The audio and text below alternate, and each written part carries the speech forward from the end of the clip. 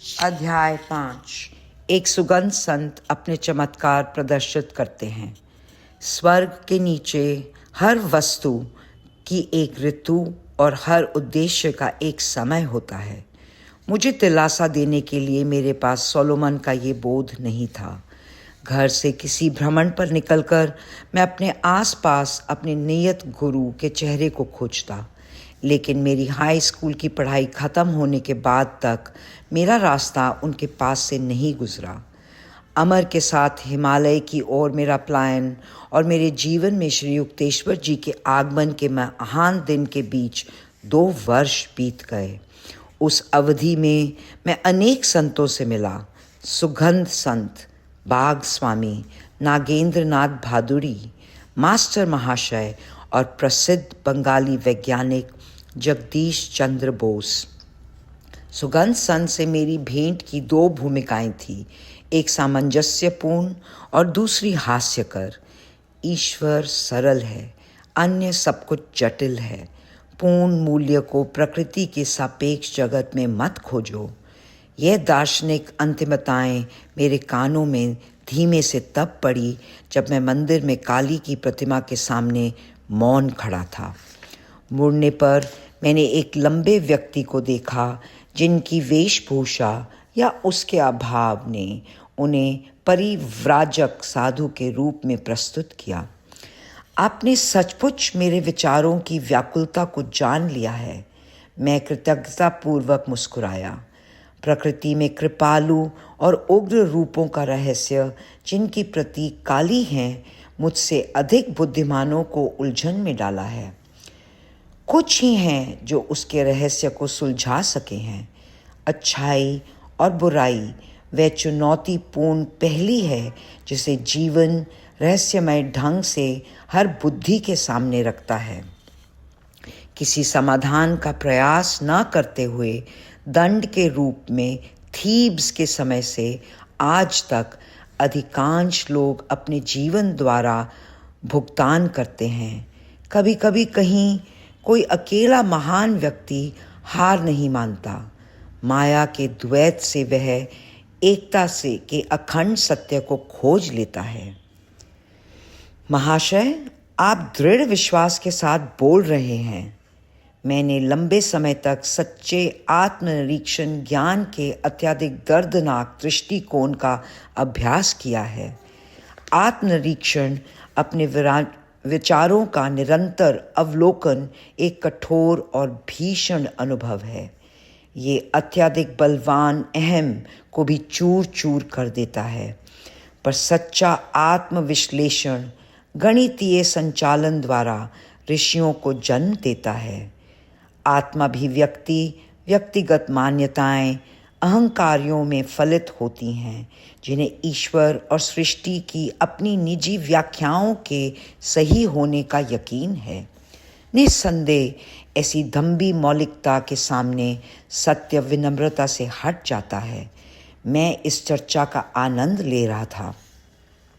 व्यक्ति शाश्वत सत्यों को नहीं समझ सकता जब तक वह स्वयं को मिथ्याभिमान से मुक्त नहीं करता।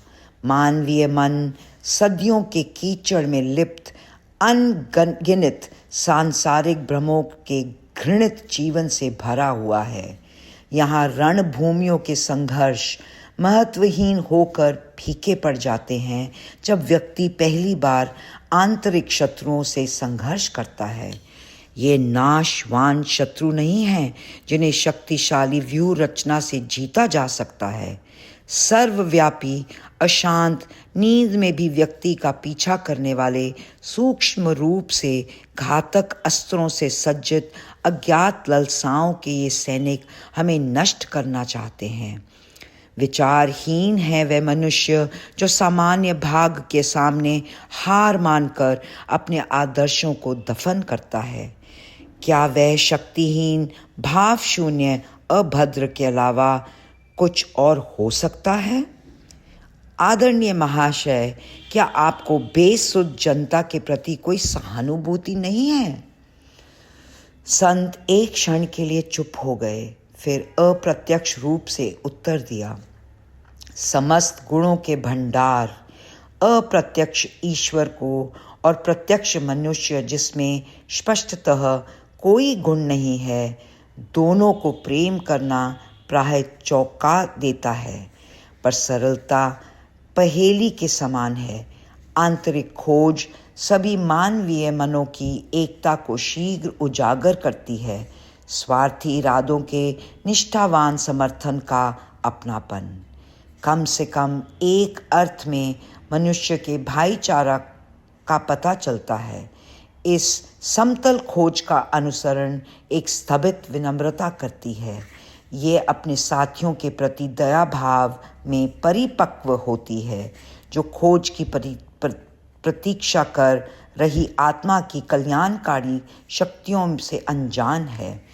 हर युग के संतों ने महाशय संसार के सुखों के प्रति आपकी तरह अनुभव किया है।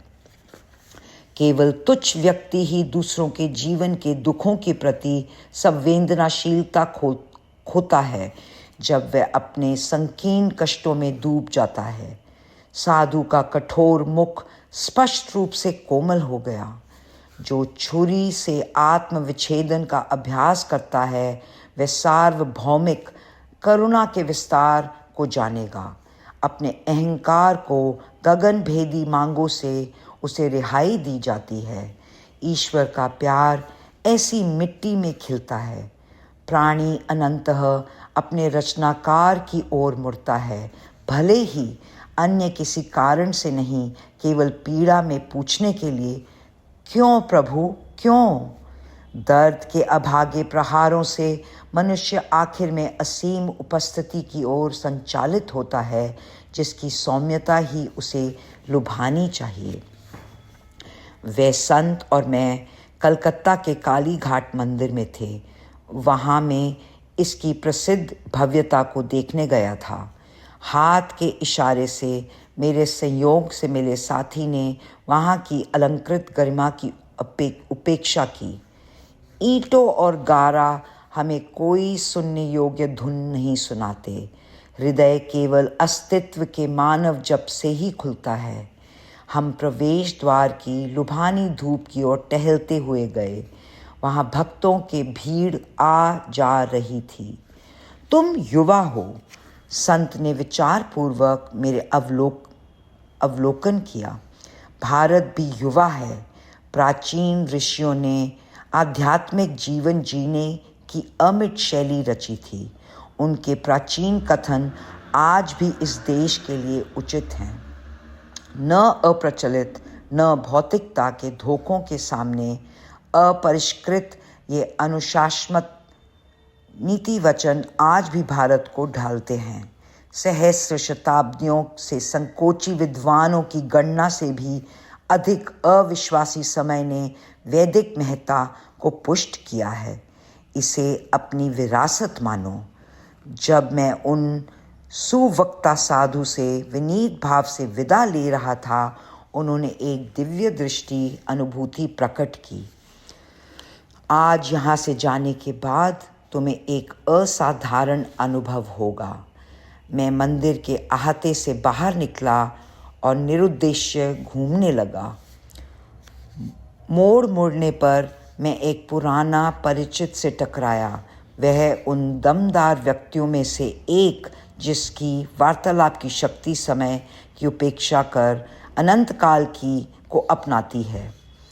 अगर तुम मुझे वह सब बताओगे जो हमारे अलगाव के पिछले 6 वर्षों में हुआ है, मैं तुम्हें थोड़ी सी देर में जाने दूंगा। कैसा विरोधाभास, मुझे अभी जाना होगा। पर उसने मुझे हाथ से पकड़ा और छोटी मोटी सूचनाओं के लिए मजबूर किया। यह एक भूखे भेड़िए की तरह है, मैंने विनोदपूर्वक सोचा। मैं जितना अधिक बोलता, समाचारों के लिए उसकी भूख उतनी बढ़ती। मन ही मन मैंने देव काली से शालीनतापूर्वक पलायन की प्रार्थना की। मेरा साथी मुझे अचानक छोड़कर चला गया। मैंने चैन की सांस ली और बातूनी बुखार के पलटाव से भयभीत अपनी चाल दुगनी कर दी। अपने पीछे तेजी से कदमों की आहट सुन मैंने अपनी चाल तेज कर ली। पीछे मुड़कर देखने की मेरी हिम्मत नहीं हुई, पर एक छलांग में खुशी से मेरा कंधा पकड़कर वह युवक मेरे पास आ गया। मैं तुम्हें गंद बाबा के बारे में बताना तो भूल ही गया, जो उस घर को सम्मानित कर रहे हैं। उसने कुछ गज की दूरी पर एक घर की ओर इशारा किया। उनसे ज़रूर मिलना, वे दिलचस्प हैं। तुम्हें शायद कोई असाधारण अनुभव मिले। नमस्ते। और वह सचमुच चला गया। काली घाट मंदिर में साधु के इन्हीं शब्दों में की गई भविष्यवाणी मेरे मन में कौंध गई। निश्चित रूप से उत्सुक मैं उस घर के अंदर गया और वहाँ मुझे एक विशाल कमरे में ले जाया गया। नारंगी रंग के गलीचे पर लोगों की भीड़ जमीन पर पूर्व की परंपरा अनुसार इधर उधर बैठी हुई थी। विस्मय भरी फुसफुसाहट मेरे कानों में पड़ी। तेंदुए की खाल पर बैठे गंद बाबा को देखो। वे गंधहीन को किसी भी फूल की प्राकृतिक सुगंध दे सकते हैं, या मुरझाए हुए को फिर से खिला सकते हैं, या व्यक्ति की त्वचा से किसी मनोहर सुगंध को प्रसारित कर सकते हैं। मैंने सीधा संत की ओर देखा। उनकी तेज दृष्टि मुझ पर पड़ी। वे मोटे और दाढ़ी वाले, सांवले रंग के और बड़ी चमकीली आंखों वाले थे। पुत्र, मैं तुम्हें देखकर प्रसन्न हुआ। बताओ, तुम्हें क्या चाहिए? क्या तुम कोई सुगंध चाहते हो? किस लिए? मुझे उनकी बात बचकानी लगी। सुगंधों का चमत्कारी ढंग से आनंद लेने के अनुभव के लिए। ईश्वर को सुगंध बनाने के काम में क्यों लाना? इसमें क्या है? वैसे भी ईश्वर ही सुगंध बनाते हैं। हाँ, पर वे ताज़े उपयोग के लिए पखुंडियों की कोमल शीशियाँ बनाते हैं और हटा देते हैं। क्या आप फूलों को प्रकट कर सकते हैं? नन्हे मित्र, मैं सुगंधों को प्रकट करता हूँ। तब सुगंध बनाने की फैक्ट्रियों का व्यापार चौपट हो जाएगा। मैं उन्हें उनका व्यापार करने दूंगा। मेरे अपना उद्देश्य ईश्वर की शक्ति का प्रदर्शन करना है। महाशय, क्या ईश्वर को साबित करना आवश्यक है? क्या वे हर चीज़ में, हर जगह चमत्कार नहीं कर रहे? हाँ, परंतु हमें भी उनकी कुछ असीम रचनात्मक विविधता को प्रकट करना चाहिए। आपको अपनी कला में निपुण होने में कितना समय लगा? 12 वर्ष। सूक्ष्म माध्यम से सुगंधों को बनाने के लिए। मेरे माननीय संत, ऐसा लगता है आपने उन सुगंधों के लिए 12 वर्ष व्यर्थ कर दिए, जिन्हें फूलों की दुकान से कुछ रुपयों में खरीदा जा सकता है। सुगंधें फूलों के साथ क्षीण हो जाती हैं। सुगंधें मृत्यु के साथ चली जाती हैं। मैं उस वस्तु की कामना क्यों करूं जो केवल शरीर को प्रसन्न करती है? दार्शनिक कजी, तुम मेरे मन को प्रसन्न किया। अब अपना दाहिना हाथ आगे करो। उन्होंने आशीर्वाद का भाव प्रकट किया। मैं गंध बाबा से कुछ फुट दूर था। मेरे शरीर को छूने के लिए कोई पर्याप्त निकट नहीं था। मैंने अपना हाथ बढ़ाया, जिसे योगी ने नहीं छुआ। तुम्हें कौन सी सुगंध चाहिए? गुलाब की। ऐसा ही हो। मुझे बहुत आश्चर्य हुआ। मेरी हथेली के मध्य भाग में गुलाब की मनोहर खुशबू तीव्रता से महक रही थी। पास रखे फूलदान से मैंने मुस्कुराते हुए एक बड़ा सफ़ेद सुगंधहीन फूल लिया। क्या इस सुगंधहीन फूल को चमेली से भरा जा सकता है? ऐसा ही हो। उसी क्षण चमेली की खुशबू पंखुड़ियों से आने लगी। मैंने चमत्कारी बाबा को धन्यवाद दिया और उनके एक शिष्य के पास जाकर बैठ गया। उसने मुझे बताया कि गंध बाबा ने, जिनका असली नाम विशुद्धानंद है, योग के कई चमत्कारी रहस्य तिब्बत के एक गुरु से सीखे हैं। तिब्बत योगी ने मुझे आश्वस्त किया गया कि 1000 वर्षों से अधिक आयु प्राप्त की है। उनके शिष्य गंध बाबा अपने सुगंध चमत्कारों को सरल शब्दोच्चार द्वारा व्यक्त नहीं करते, जैसा आपने अभी देखा। अपने गुरु के प्रति स्पष्ट गर्व से शिष्य ने कहा, स्वभावों में विविधता के साथ तालमेल के लिए उनकी विधियां व्यापक रूप से भिन्न होती हैं। वे अद्भुत हैं। उनकी अनुयायियों में कलकत्ता बुद्धिजीवी वर्ग के अनेक सदस्य हैं। मैंने आंतरिक रूप से स्वयं को उनकी गिनती में न जोड़ने का संकल्प किया। एक गुरु जो सचमुच अद्भुत है मेरी रुचि के अनुरूप नहीं है। गंद बाबा को विनम्रता से धन्यवाद कर मैंने विदा ली। टहलते हुए घर जाते समय मैंने उस दिन की 3 विभिन्न भेंटों के बारे में चिंतन किया। मुझे मेरी बहन उमा मिली जब मैंने अपने घर पर रोड द्वार में प्रवेश किया।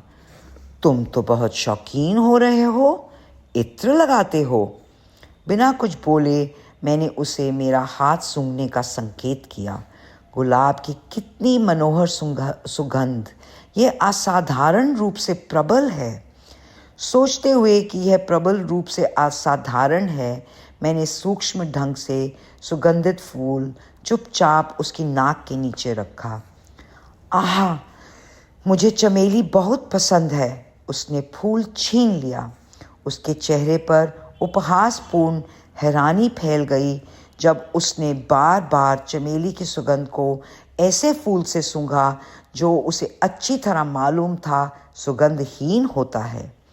उसकी प्रतिक्रिया से मेरा यह संदेह नष्ट हो गया कि गंद बाबा ने मुझ पर सम्मोहन किया है ताकि केवल मैं ही उन सुगंधों को सूंघ सकूं। बाद में मैंने एक मित्र अलकानंद से सुना कि गंद बाबा के पास एक शक्ति थी जो मैं चाहता था एशिया के लाखों और आज यूरोप के भी निराहार लोगों के पास होती। 100 अन्य मेहमानों के साथ मैं बुर्दवान में गंद बाबा के घर पर था।